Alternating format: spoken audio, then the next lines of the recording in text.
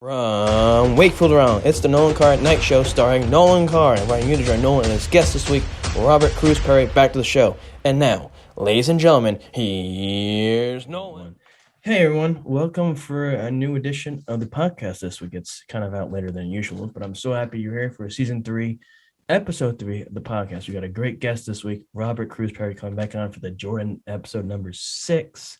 For him, his appearance number 6, I should say. I'm so happy. Got so much things to talk about. Life, catching up, and NBA free agency, of course, and the Olympics, and so much more. So stay with us right back with the news segment and then the interview afterwards. See you soon.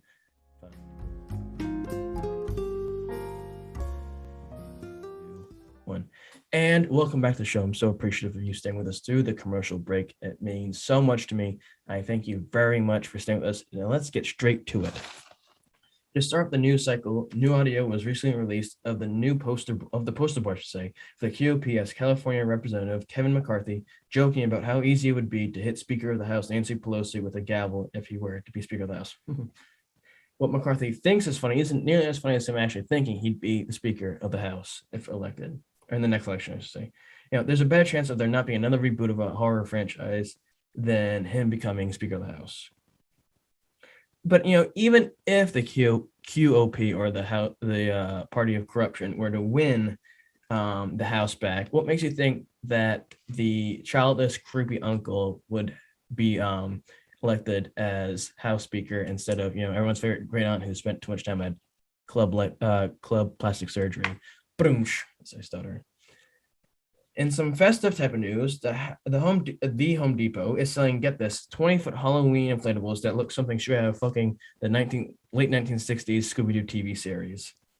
This shit was so scary, I bet it could scare the diabetes off a fat person. Boomsh.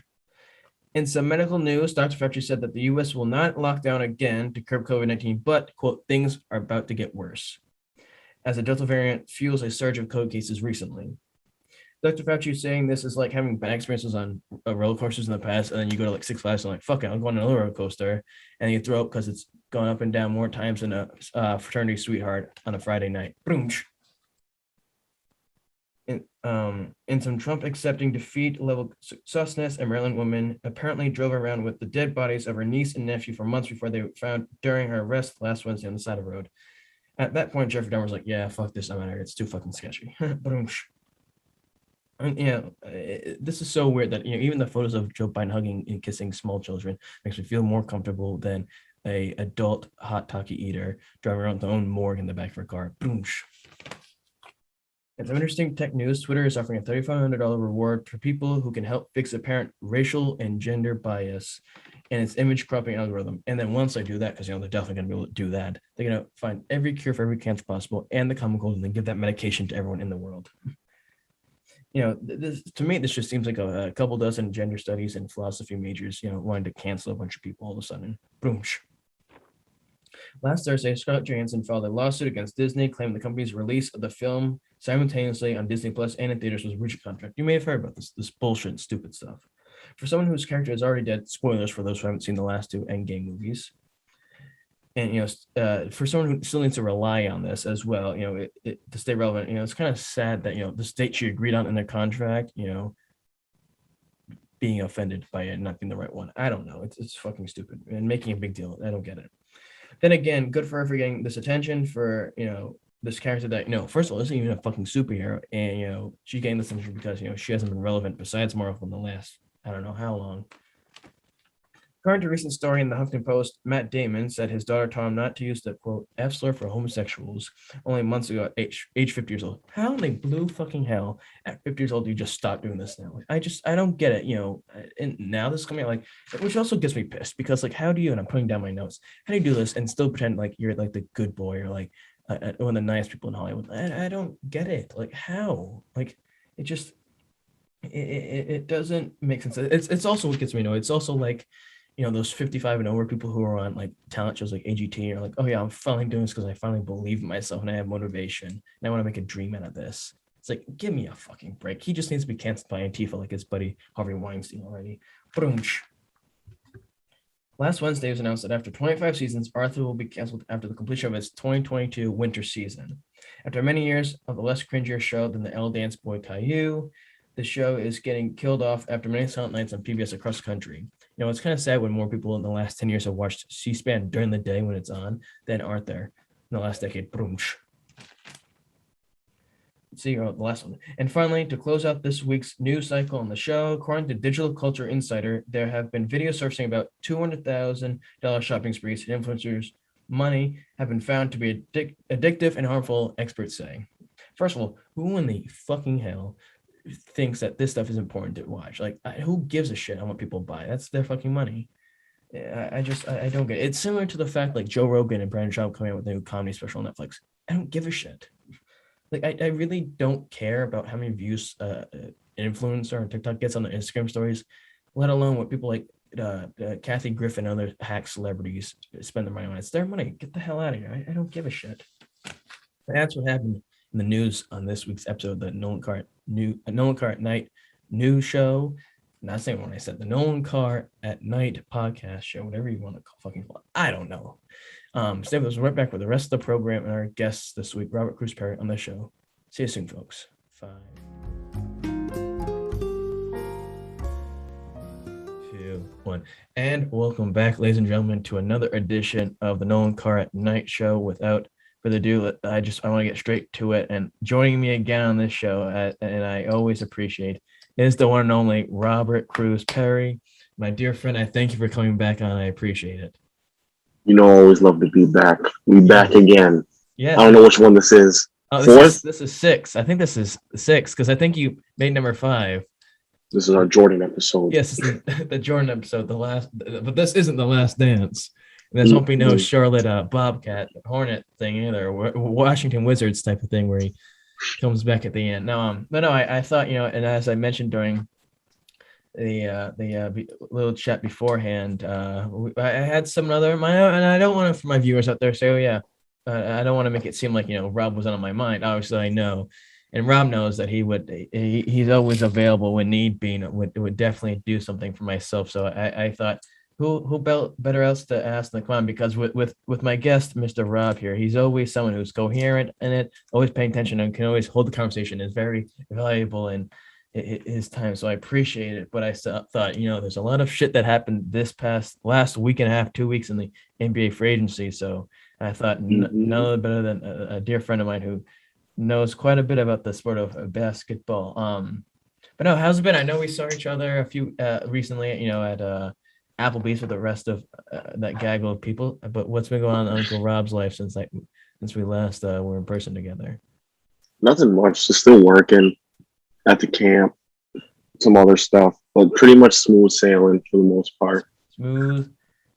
I mean, that's what it is. We had Lasergate the other day. I wanted to mention. I know I mentioned that the other day. I mentioned it to Ryan today because he wasn't at work because he had this awful headache.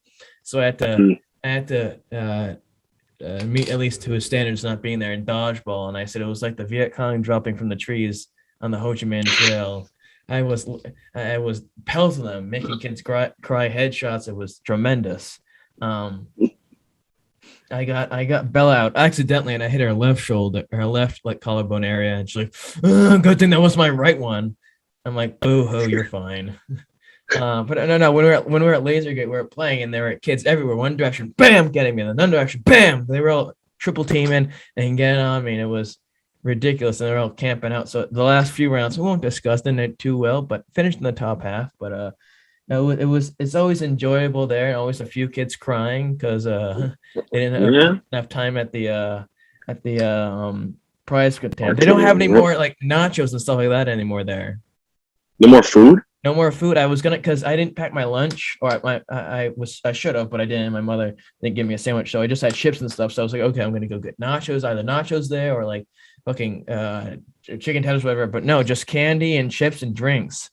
That's annoying. Slushy. So it's like, oh, great. So I'm gonna have 2 bags of chips, fucking candy, and an ice cream sandwich. But no, I got there and it was just stupid. And then of course when we were leaving, this fucking kid that's at our camp this week, who's totally not insane. No, he is. We were getting on the bus, about to leave Fall River to get back. We're already late leaving. Was like, yeah, I gotta go to the bathroom. And I'm like, well, boo-hoo, I'm not walking up 5 fucking flights of steps just for you to go to the bathroom for 20 minutes. So that was enjoyable seeing him not try to piss on the bus, and that wasn't. We had a few kids crying because they bought stupid shit and it broke 5 seconds into having it. And like, oh, how about I need another one? I'm like, well, your ass should have kept it in your bag, not my fault. And I said, we better not be crying. I have to go full Robert De Niro on them. And I was like, I better not say crying. But no, it was fun. It's always enjoyable there. Our third and final game for one of the groups. A family of 4 kids came in and joined us. And I'm like to Ryan, these kids aren't going to be safe at all. And Nope. I showed no mercy on them. I'm like, that's what happens when you join Null Dog when you play Lasergate. It's like SEAL Team 6 with Kyle, whatever his name is, Chris Kyle. You gone. It was me, Coleman, and his brother and 2 other kids. It was our little squad, and of course we lost a few. We had a Durburger moment with Coleman. He ran right into some 2x4s. Oh. I laughed. I was like, how'd that feel? It was horrible. Then on top of that wasn't even the best part of the day. So later that night, I'm seeing Billy Joel at Fenway.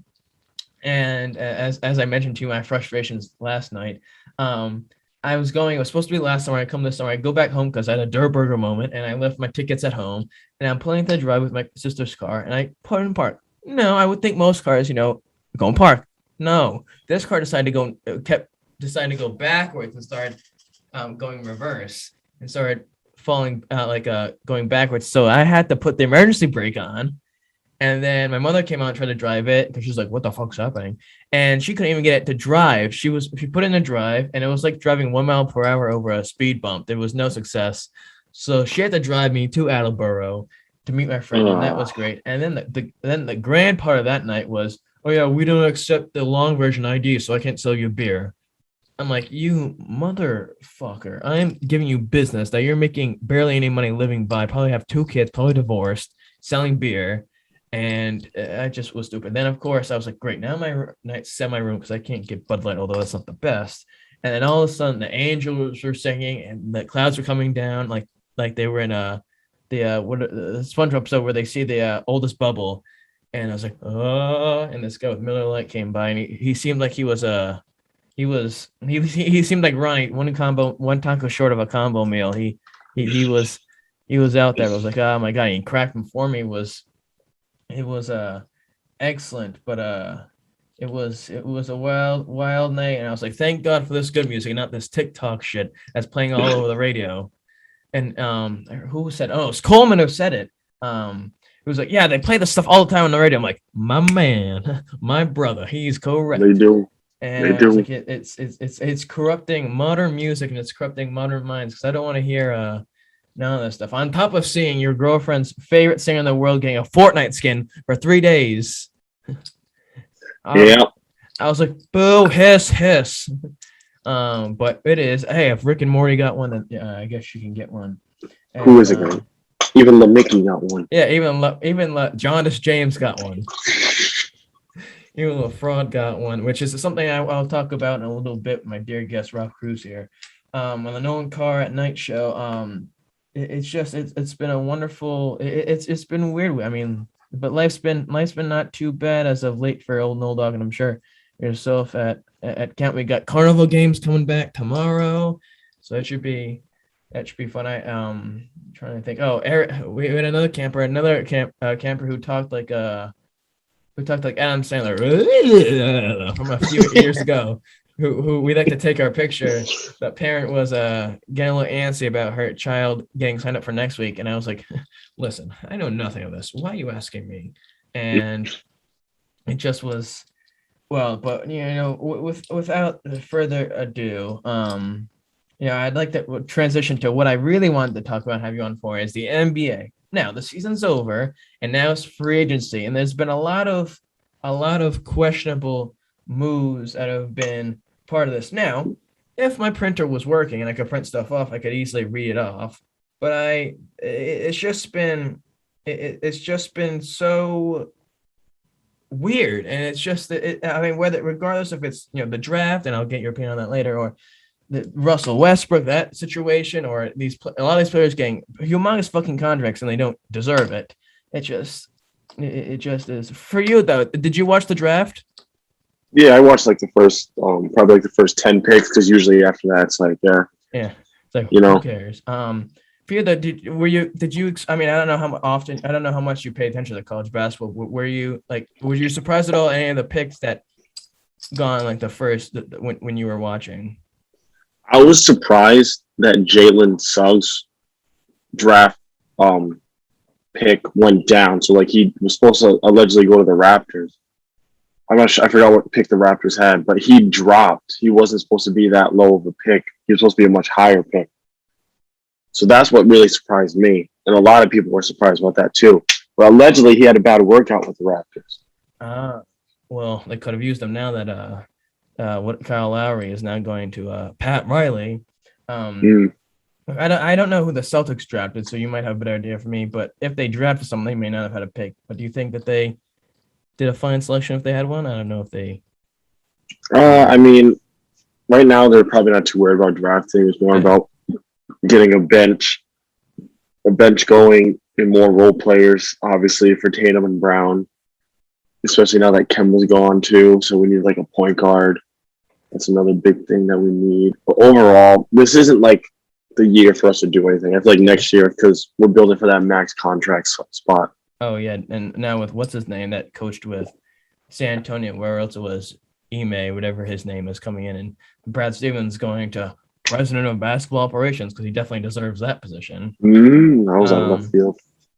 But I mean, I'm happy. I'm happy with my Rockets picked up. I mean, I don't, besides you or I don't really watch college basketball besides the March Madness. I mean, I think Jalen Green was, I guess a decent pick. I mean, I didn't watch, but pick. that was expected though. I know I was reading, they expected the first three picks to go where they were. I mean, if they can keep Kevin Porter Jr., down for a few years and, sign to a long extension, they have him, they have Christian Wood, and they have Jay Sean. They have a good squad that will be good in a few years. Maybe get rid of Jeff Hornacek, whatever his name is, their assistant coach who coached for was it Atlanta a few years ago? I forget who it was, but not the Wizards. Anyways, they're going down the line. They got some space to go. I'm upset that they didn't keep Kelly Olynyk, but that's what that would have turned out to be, because now he's getting a massive fucking contract, which is something that I can't believe. But props to him for doing that. I read something interesting, and I'm curious to get your take because I'm sure you're a fan of him or were when he was on the team. But I saw that there were rumors that Isaiah Thomas may be coming back to the Celtics. They're thinking about it. Now, he's older than he was then. He's had whatever hip surgery was that affects, a basketball player. And for you, though, I mean, now, they had the chance to sign him to a max contract. They didn't. And now they're going to get him for dirt cheap like they signed him to originally. Would you like to see him back as a Celtic? I wouldn't mind it, especially now that the point guard position's like kind of like a void. Yeah. Why not? If he's going to get him for cheap, what's the worst that can happen? Would you want him to start? Probably not. We'll see. Definitely off the bench. But we'll see. Because who else would be starting? Evan Fournier? If they even went to the Knicks. No, that's right. Yeah, they don't have anymore. I was just thinking as I was. Yeah. So now they have a wide shoes to fill at the backward. You could throw Marcus Smart there. You could, but then I also saw rumors that Dennis Schroeder is in the talks too, because I guess he wanted like 120 mil from the Lakers, and the Lakers were like, no. Yeah. And now the Lakers, the GM is not going to give him that. And now like the Lakers are running out of cap space, so now Dennis Schroeder's like, dog, where am I supposed to go now? Yeah, he's like, we're going to go because now the GM signed all the old fucks from the retirement home. Class. Yeah, he got all those old. I mean, he was amazing. I don't want to say amazing. That's a stretch. He was good for the team, the Celtics then, but it was just a shame how that ended. Then obviously, the stretch of teams he played for, then he was out of the league for a little bit, and then whatever else it was. But I mean, it's definitely something that I'm curious to see what happens. Now, the big story of free agency on draft night was the Russell Westbrook trade. Now, for me, Russell Westbrook, obviously with the Rockets, he has problems, I think, with not being the number one player on his team, having the ball. He obviously didn't get along well with Harden, I would think. Maybe I'm not too sure, his mindset. And then you see with the Wizards, he wasn't there for too long. Now he's getting a big contract and he's getting older. And he's playing for the Lakers, who already have about 5,000 fucking people who have tens of millions of dollars, hundreds of millions of dollars worth of contract on that team. And it's like, how does he? I don't know how he thinks he's going to get a lot of the ball when he's got the Mickey on the team, and he's got A Disney and a smattering of other players on that team. That I don't see how that's going to work out for the long term. So I feel like Westbrook. I mean, it could work out, but he needs to take on the role that like James Harden took on when he went to the Nets. Because you notice how James Harden became more of a ball distributor rather than like that guy. He has to be more that guy, distributing and getting people the ball where they can score and be efficient. If he can do that, then it'll work out tremendously, because then that takes a load off of LeBron especially and Anthony Davis. And then also he can get his by scoring, because James Harden is still successful while he distributes. Oh, yeah. He may not score as much, but he still scores, but his assists are like off the charts too. And then him just being, that floor general similar to Chris Paul is amazing. I'm curious though, how do the Lakers have this amount of cap space for Russell Westbrook when they already have all these other players signed to outrageous contracts? I have no idea. The money part's always like kind of tricky with me with cap space and all that, but I'm just like in the same boat as you right now. I have no idea. Maybe they cut some players. Obviously with the trade with Kuzma and Montrez, probably saved them a couple bucks. Them not re-signing Schroeder obviously might have saved them a couple bucks. And then trade Caruso, who signed a pretty decent contract for where it was, Chicago. Yep. It's just something, and it tells you it's all about the money now. Where years ago in the 90s or even a few years before that, it was more But I mean, I'm sure it's still basketball to a degree, but it's been such a money pit nowadays. But now I'm curious. I have some of the big, not big players, but big contracts I saw, and I want to get whether you can say it could be just one word or a sentence on your opinion of it. So Duncan Robinson, 5-year, $90 million contract from Miami. I feel like that's too long of a contract. Well, let me grab I want to do the math and see how much per year that is. So you said 5 years, 90 million? That's like 18 million a year. Yeah. For him? I would probably see if I can make that smaller. And then if he gets better, he might have got a bigger contract. Maybe it's a 5th-year option. Well, I mean, not too shabby. Money's money. Yeah. Okay, so then Daniel Tice signs with my Rockets, 4 years, $36 million. That's a good pickup. Daniel Tice, I really love Daniel Tice. He's an excellent role player, and he got his buckets. That's a good pickup for the Rockets. But they already have Christian Wood. He'll play well with Christian Wood, because you can push Daniel Tice to the power forward or vice versa with Christian Wood. They might play really well together, but Daniel Tice is a really good role player. Okay, so now now we talked about the Celtics and Kemba. What thoughts on his contract being bought out by OKC so he can return back to the Knicks? That actually kind of surprised me, because I thought that would just kind of be like a dead end destination for Kemba. Yeah. But they bought him out. I mean, they got picks for him and all that, so they probably didn't really much need him. But I mean, it's good for the Knicks, so they're picking him up for like $8 million. Okay, so now Lonzo Ball, 4-year, $85 million contract for Chicago. Should be interesting. I expected him to kind of stay in New Orleans because they had like a good young core. But that's not too shabby. We'll see where it goes, because Lonzo's a good role player too. DeMar DeRozan, 3-year, $85 million contract. Not too bad. Surprising Chicago. I didn't expect him to leave San Antonio. There was rumors he was going to go to the Lakers. So I'm just shocked. For him, though, I mean, it's another situation similar to, Russell Westbrook, only in the sense that not production-wise or statistic-wise, but age-wise, DeMar DeRozan's getting up there in age. And, I mean, he did fine for San Antonio. I think Popovich liked having him on the team, similar to like Lamar Aldridge. But I think $85 million for him, who's not playing at an all-star level, particularly at this age. I mean, I don't know. It's whatever. Now this one was probably the most surprising out of this. Jared Allen signing a 5-year, $100 million contract when they just drafted Evan fucking Mobley.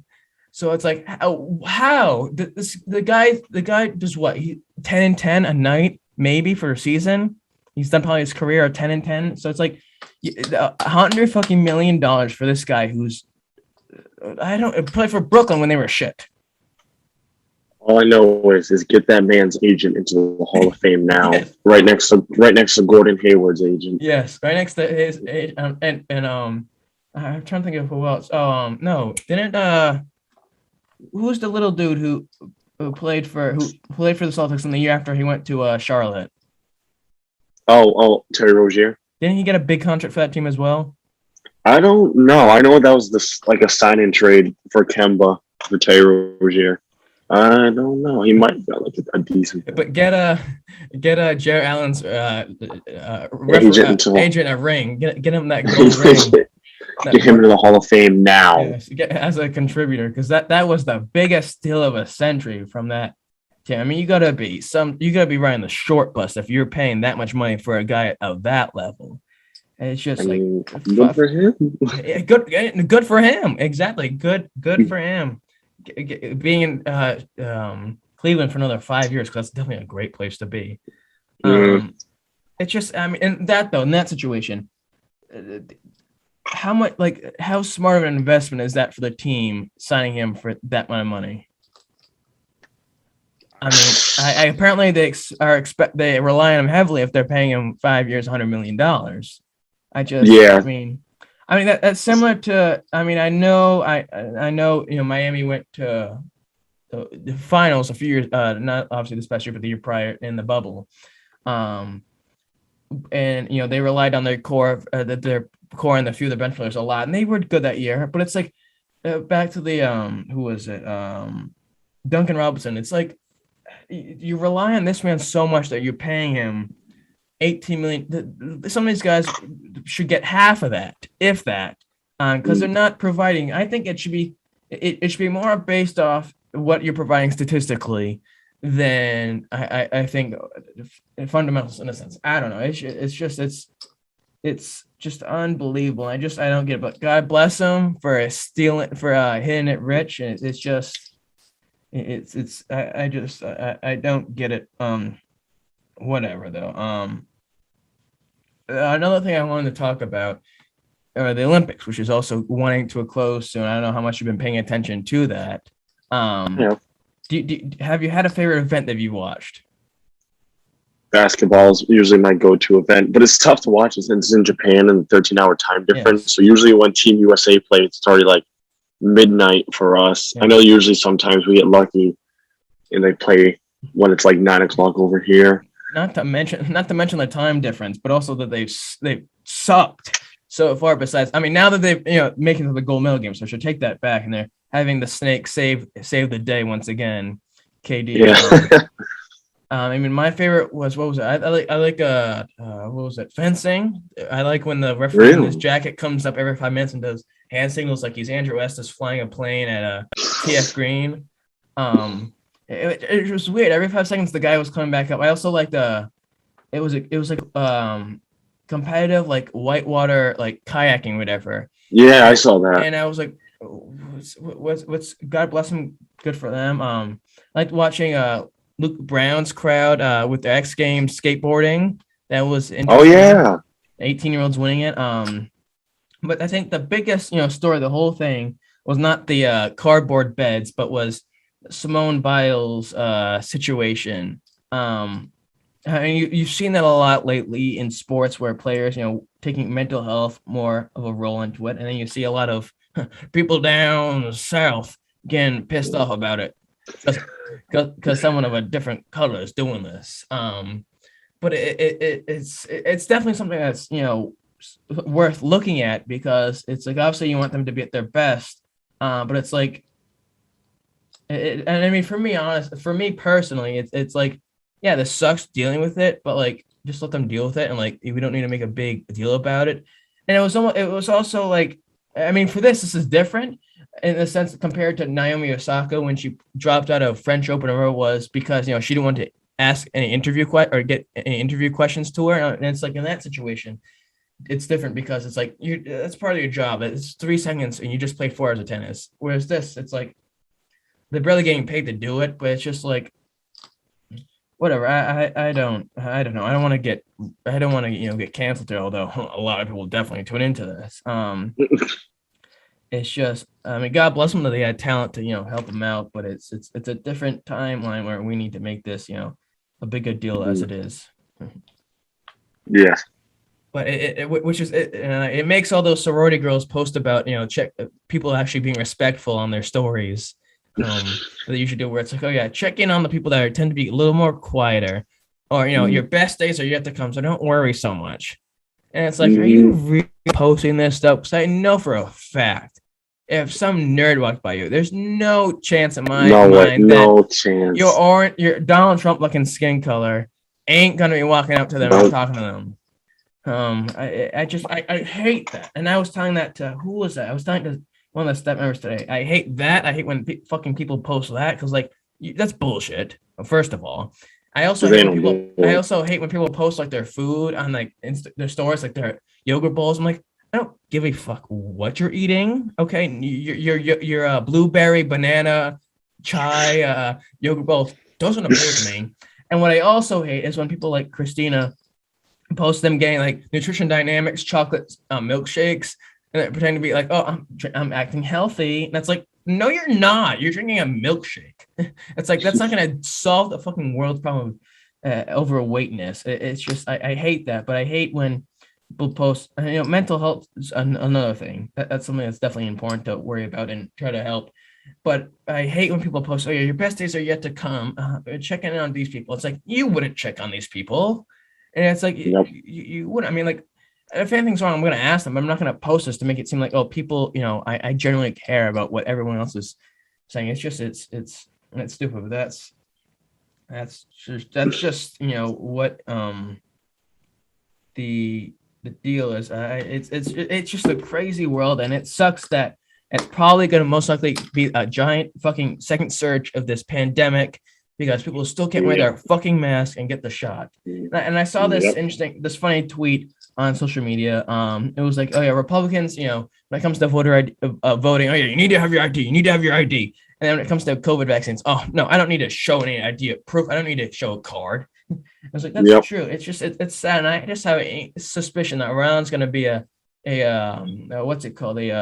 Not scapegoat, but it's going to fall victim to this because other states around them haven't. But it's weird though, because when I went to the Red Sox game tonight, as I'm scrambling in every different fucking direction, thousands of people there at the concert, barely anybody I saw wearing a mask, especially since Fenway's around a bunch of hospitals and health clinics, whatever you want to call it. It's a wild time that we find ourselves in with. And I mean, hey, that's why I did this whole thing, to have people such as yourself who I have a great appreciation for, to be able to do something like this, because we're all fucked either way, and it's just it is what it is. And I'm just glad that stuff's opening back up, but it's gonna close back down shortly. It's sad, to be honest. It really is. And I mean, this is really the only thing I've been looking forward to, besides obviously work to get through. So I mean, I'm looking forward to continue doing this. Obviously, hopefully, I know for a fact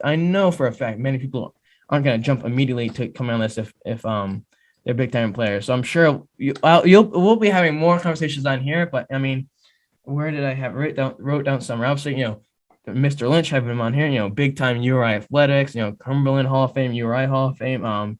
This girl who ran track for URI, a lot of black, who was like a New England champion, NCAA like qualifier all 4 years of college. A bunch of the URI basketball players, former and current, a few of the coaches. So what do I have on? John Galooly, former writer for high school sports for the Projo. Then who was the other guy? I forgot his name. Anyways, regardless, I have big names in time because no Duck wants to take this to the moon like Dogecoin, and the modern Not day. right now. Yeah, not right now. Not right now. Not right now. No, but more like the Joe Rogan, except not as stupid as Joe Rogan is. It's interesting, but I gotta put it out there and say, listen, here's the deal. This is gonna benefit both you and myself because this is a humongous operation here.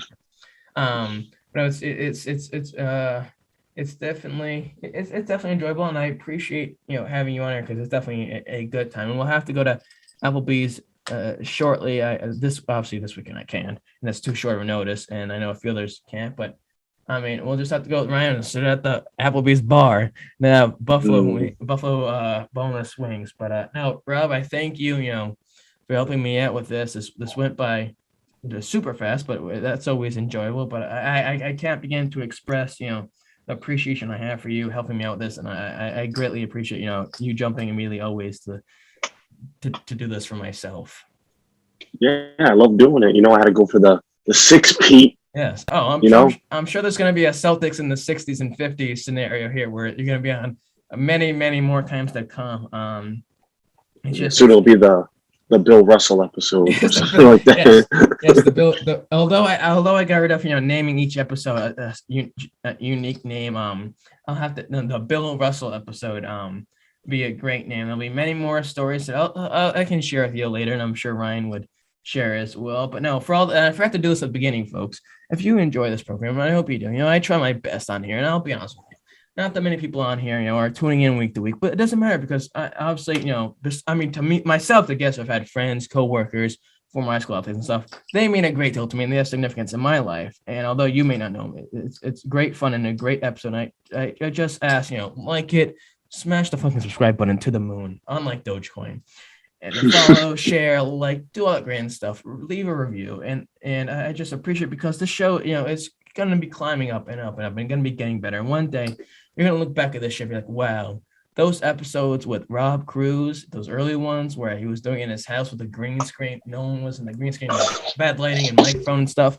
Those are really classic stuff, and it's a fun thing, and I really want this to be the best. So we'll see each other in the future. I thank you again tremendously for everyone tuning in, liking it, viewing it, all that grand stuff. And in the words of a hero and a role model, Johnny Carson, I bid you all a heartfelt good night. See you soon, folks. Peace.